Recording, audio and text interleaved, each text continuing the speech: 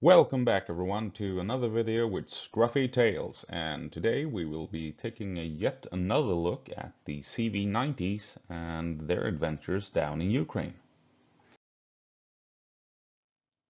And I'm sure most of you have already picked up on the news from Zelensky's visit to Sweden and other pieces of news from the front line, but yeah, let's have a look together, shall we? Right, so not that long ago, about a week ago, I think Ukrainian television made an interview with a couple of Ukrainian soldiers who were using the CV90, and what they said was pretty interesting. First of all, they described the vehicle's capabilities in rough terrain. They said they came to Sweden and began their training during winter, and the vehicles had no trouble with snow whatsoever. And then they also described the situation where a CV90 got stuck in the mud. I mean, as armored vehicles do for some reason, they tend to get stuck in mud. And really went in there, got stuck really well. And the towing vehicle, together with the CV90 itself, the combined engine power just pulled the CV90 out of the situation. So yes, these vehicles obviously work very well in very difficult terrain. Then they talk about the Barracuda camouflage that almost entirely, not completely, but almost hides the vehicles from heat-seeking ammunition and heat-seeking cameras and stuff like that. And they explain how that allows them to maneuver very effectively at night without the enemy noticing them. And so, yeah, we have this confirmation from the front line that the Barracuda camouflage works really, really well.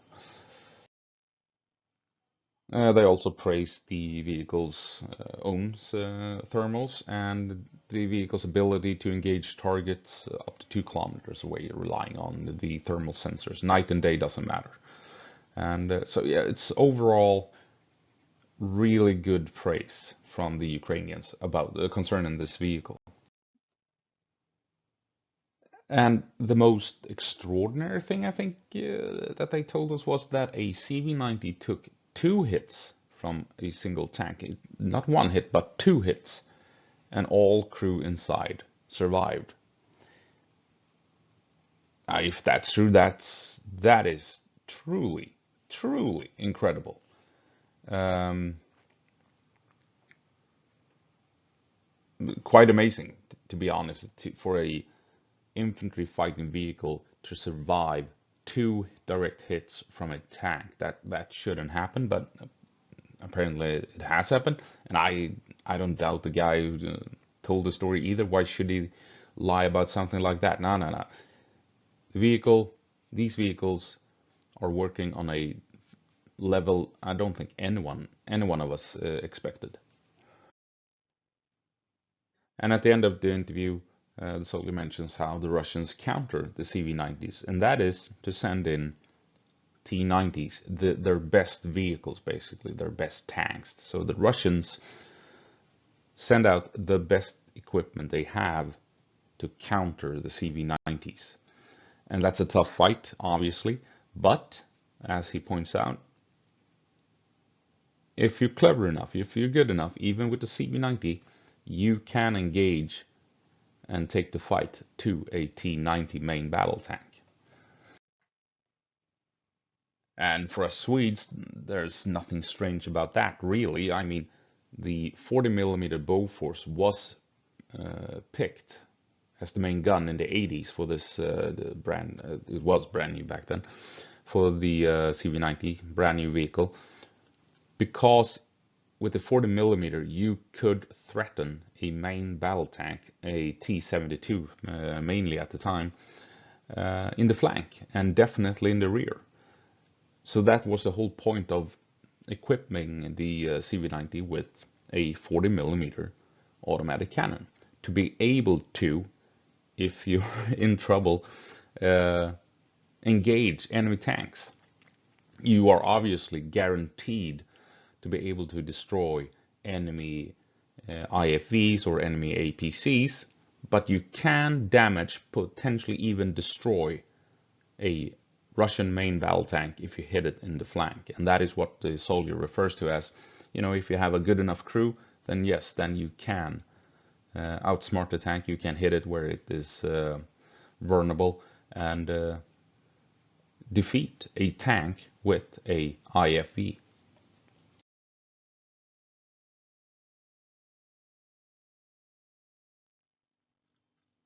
So where is Ukraine using the CV90s? Well, initially we got reports that they were down at Bakhmut.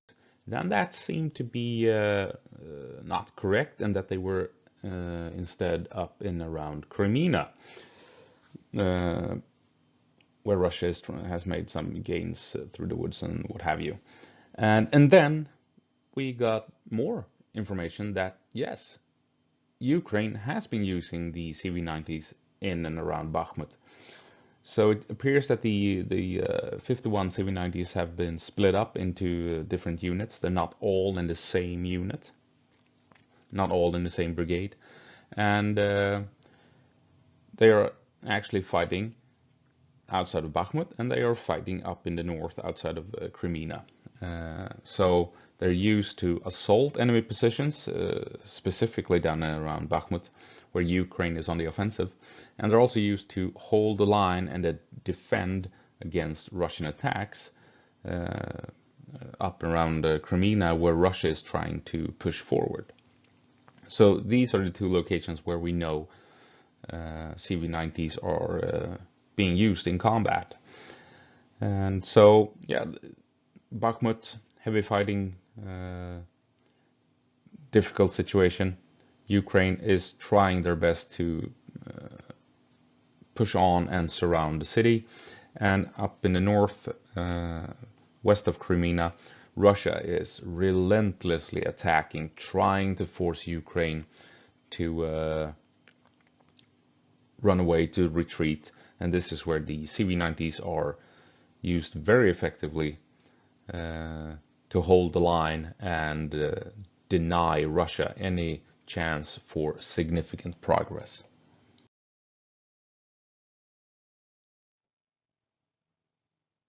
So what is Ukraine's relationship with CV90? What do they think of it? And what does that tell us about CV90, since we in Sweden rely heavily on this vehicle? Well, it started out with a month or two ago that rumors circulated that Ukraine wanted to buy as many as 1,000 CV90s. How truthful that reporting was, who knows? It seems a lot, but that was the rumor, that Ukraine wanted to purchase 1,000 CV90s. And now, of course, after Zelensky's visit to Sweden, we learn that Ukraine wants to build CV90s in Ukraine. So maybe that the figure of 1,000 vehicles wasn't that far off. They just realized they can't buy them. They need to build them, right? And Sweden obviously did the right thing. Yes, we will allow you to build CV90s. There are three main follow-up questions, I think. Will the factory be built during the war? Or will it be built after the war? And what will its main armament be? So, during the war, obviously, you can't just move one factory from one country and then drop it into place 1,000 miles away. It's a slow process, and it's a large process, and it will be vulnerable to Russian missile strikes. Will they try and build it anyway in the middle during this war? No, I don't know. They might surprise us. I think it's more than likely that they want this factory to be set up after the war, so they can rely on their own domestic production to supply their military. so they can defend themselves. So I think it's more than likely that the factory will become a reality after the war. But who knows, they might pull a fast one and try and build it in secret somewhere during the war, and just make sure it has massive anti-surface-to-air missile protection surrounding it. Doesn't sound very safe, but who knows. But my bet is after the war. And the final question, will it have a 40mm automatic cannon? Because that is what Ukraine is using right now. The Swedish version with the very big, very powerful 40mm Bofors gun.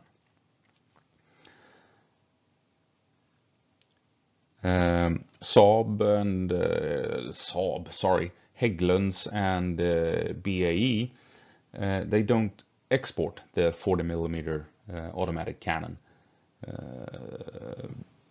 on CV90s. They provide other guns like 25mm, 30mm, 35mm automatic cannons, but not the big 40mm. That is exclusively used by Sweden. And now Ukraine, since Sweden has provided Ukraine with its own CV90s. So if Ukraine wants to build their own CV90s, what gun will they use? Because Sweden does not export the really big, cool 40mm Bofors IFV version. So, and that is the gun Ukraine is using. That is the version they are now used to. That is the version they see work really well. Who knows? I'm pretty sure that they will get a modern version that will have anti-tank guided missiles and stuff like that, because those versions are starting to be made available. But the main gun, who knows? They might maybe be the first country outside of Sweden to be allowed to rely on the 40mm Bofors. We'll see. I just remembered, wasn't Rheinmetall supposed to put up a factory in Ukraine and equip it with a bunch of anti-air guns and stuff?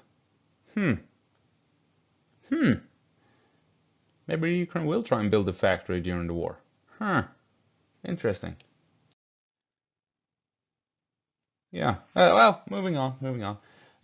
So Ukraine wants their own factory. What can that tell us? Well, if you want to build a thing, especially now they're at war and they've received all these Western weapons, vehicles, equipment, and they have asked specifically to build CV90s.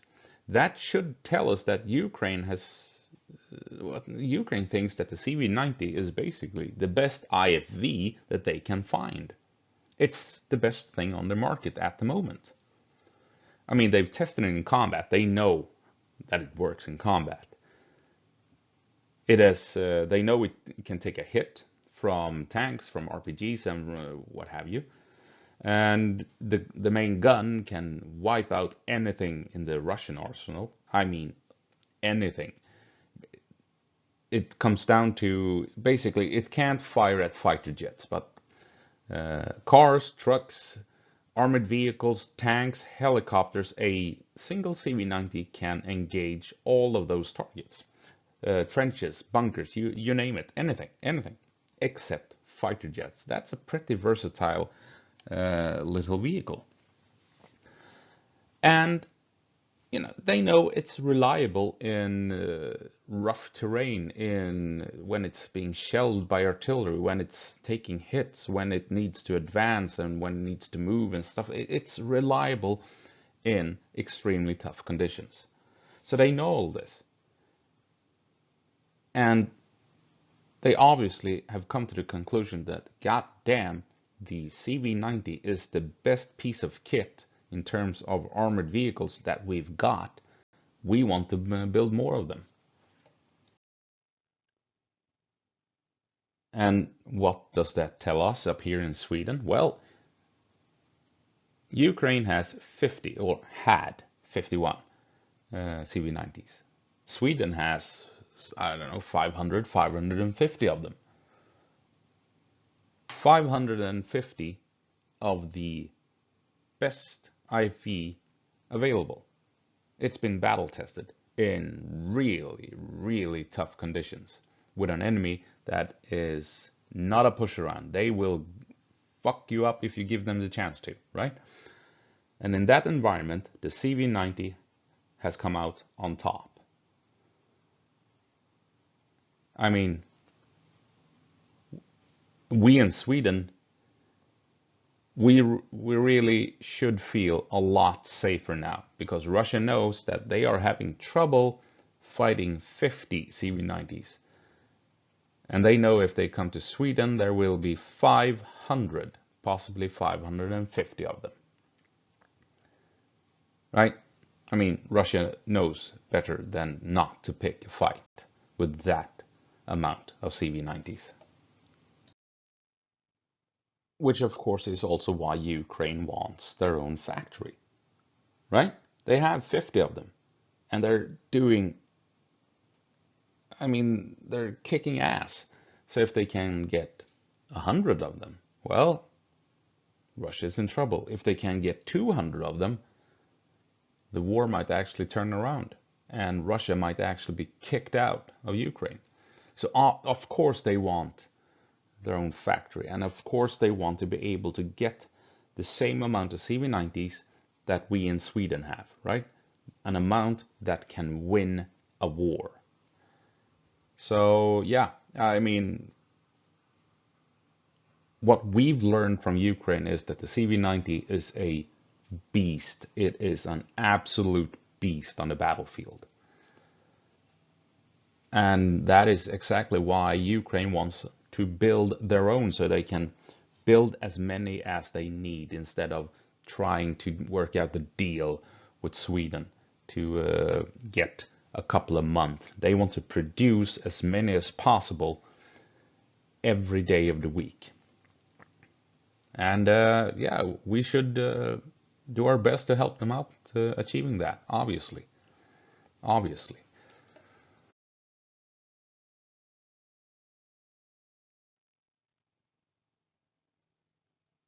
It's a war going on. You can't avoid it. You will lose vehicles. You will lose soldiers. It's just how it goes, right? But for the amount of time the CV90s have been down there, what is it? Is it 2 months by now? I mean, we have like 3 confirmed lost vehicles. I'm sure there's more than that, but 3 confirmed losses. The one that was lost on anti-tank weapon up close, as seen on the video, and that vehicle was then later captured by Russia and brought to Moscow. We've learned there's been talks of a CV90 being lost to an enemy tank. Possibly 2, because it's a bit unclear if they're talking about the same tank or if it's 2 different the same tank, 2 different CV90s being destroyed by tanks. But 1 or 2 confirmed losses of a CV90 being destroyed by a tank. 1 or 2. And then we have 1 confirmed CV90 being abandoned outside of Bakhmut. It was drone footage and geolocated. And so we have 3, potentially 4 confirmed lost vehicles out of 51 in 2 months. Probably the actual number is higher, but these are the confirmed losses so far that I know of. And from what I can tell, from these 2 to 3 vehicles, 3 to 4 vehicles, I should say, there's only been 1 loss of life confirmed, as far as I know. So we have 1 dead crew member, probably the gunner. out of 3 or 4 vehicles taken out by the enemy. That's pretty good. Remember, because the crew there's 3 crew members to each vehicle, and then there are the dismounts. But I'm not sure if they're actually using dismounts. I think they're more using them like light tanks or even infantry support guns more than troop transports. To be honest, but I might be wrong. So yeah, right. So 1 dead crew member out of all those people. That's pretty good statistically, to be honest. So, and that's what Ukraine keeps telling us. That's what the soldiers are telling us in interviews. That's what Zelensky is saying in interviews. The CV90s, more than anything, saves lives. Right? They have such excellent armor. They are so reliable that they can take hits from the enemy weapons. They can hit mines. They can be hit by artillery, and the crew will survive. I mean, compare that to a BMP-2, right? Or whatever that hits a mine, and we see the footage of it. They hit the mine. The fuel tanks in the rear door. Yes, the rear hatches, the rear doors on BMPs are filled with fuel. Those are fuel tanks, not only doors. So imagine what happens if you roll over a mine. Well, the fuel tanks, they just erupt, and that in turn ignites ammunition, and everyone on board dies. Right? That is so, it's so funny, with the CV90 ending up in Moscow, and the pro-Russians, they go, ha ha ha, look, it got captured, wow wow wow. Yeah, it was captured. Do you know what vehicles are not captured? BMPs, because they go up in smoke. There's nothing left of them. Right? There's no point in capturing it, because the BMPs, they suck. But the CV90, it had such good armor that it was slightly damaged. Right?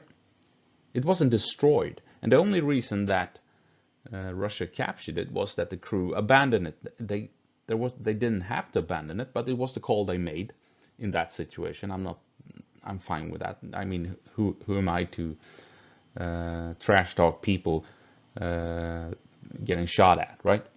They made a choice in the heat of the moment. I mean, German journalists are stupid. Don't read their articles. But the vehicle was fine. Had they made the choice to stay in the vehicle, they could have driven out of there, and Russia would not have had a trophy to show off in Moscow. So, unlike with a BMP, if it gets hit by the same weapon, same angle, same everything, there's no vehicle left, right?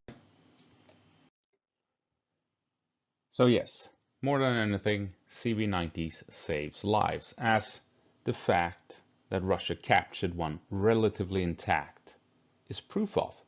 It took a direct hit, and only 1 guy was unlucky to get killed, right? The vehicle was otherwise fine. So but the fact that Russia captured it almost intact is proof that it is an excellent vehicle.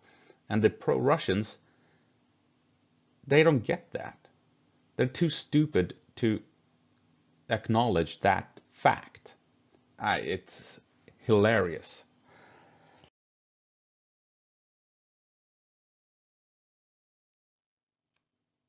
So all in all, if you ask me, it's all proof that the CV90 is the best infantry fighting vehicle in the world. Hands down, there's no competition. It works like it's supposed to work. It is getting hit by enemy fire. It is hit by enemy artillery. It's taking the fight to the enemy. It moves into rough terrain. It crosses rough terrain. When it gets stuck, it needs little help to get unstuck and everything. I mean, and more importantly, the soldiers operating it are praising it, right? They are praising it. And the end result is that Ukraine want to build their own CV90s. It's not, I mean, the only conclusion really is that, the CV90 is a beast, an absolute beast. And it's a beast that you want on your team, and you want plenty of them. And that is what we're seeing from Ukraine. They want more of them. They want to build their own. They don't want to rely on someone else to provide CV90s to them. They want to build them and build as many as they want. Because with CV90s, you can absolutely wreak havoc on Russian lines and fuck them up and send them back to Moscow in body bags.